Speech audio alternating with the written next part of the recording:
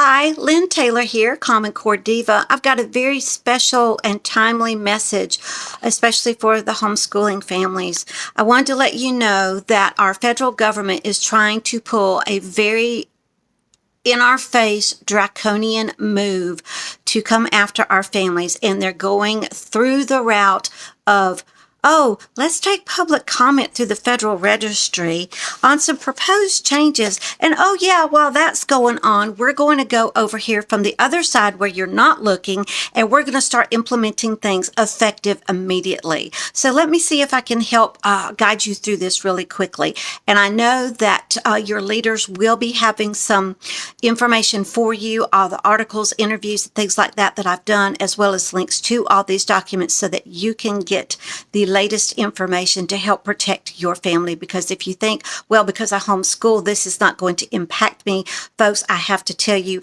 yes, it absolutely will.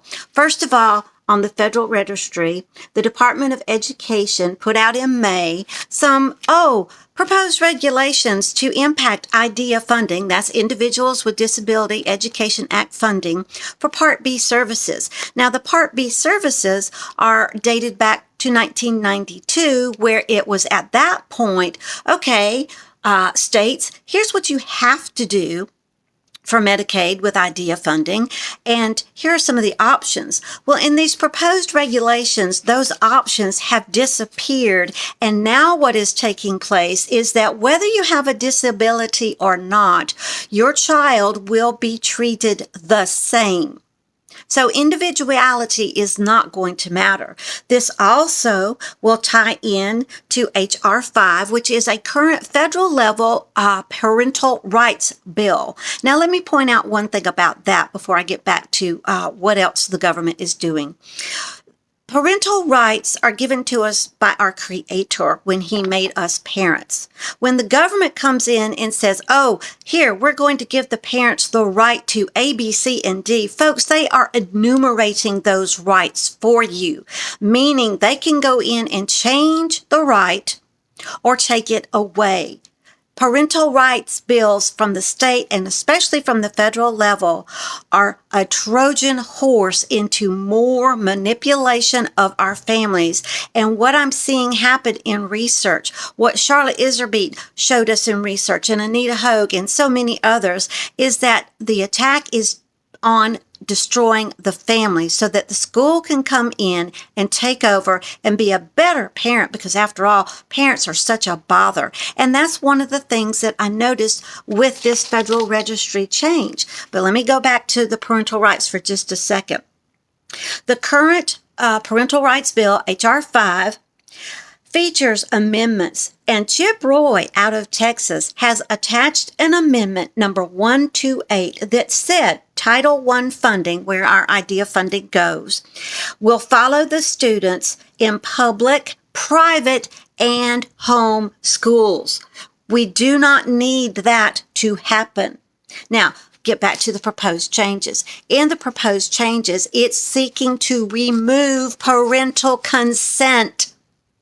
Folks, how much more does it need to be stressed that the government, especially for homeschoolers, is not going to leave you alone nor to take care of you? Removing parental consent for every single time your child needs IDEA funding or special needs services, because let's remember, IDEA funding goes from both education and health care.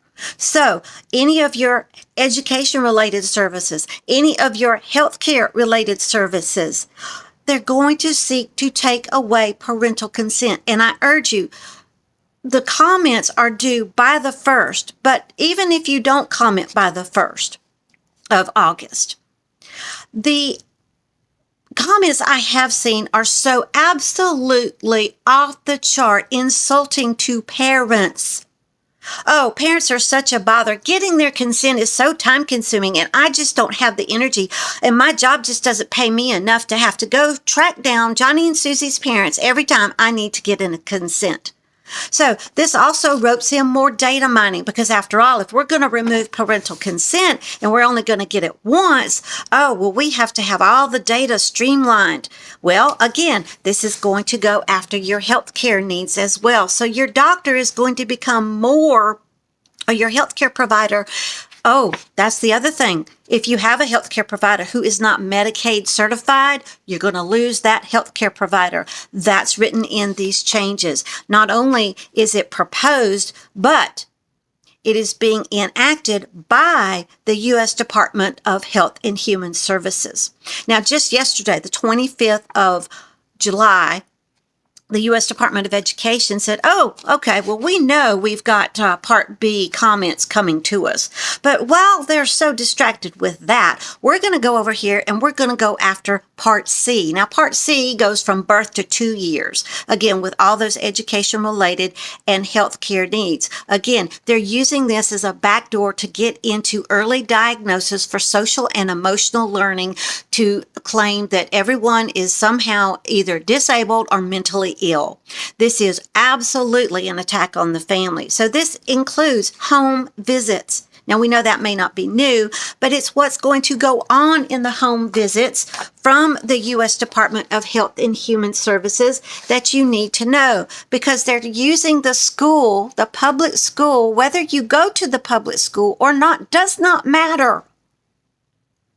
They've turned the public schools into federally recognized quasi-health centers, which allow this to happen. And that was with the Every Student Succeeds Act, which said that all education had to be aligned to the same post-secondary readiness standards as laid out in the Workforce Innovation and Opportunity Act. In that particular law, it also shifted Title I funding from those pupils who needed it to whole schools for whole communities.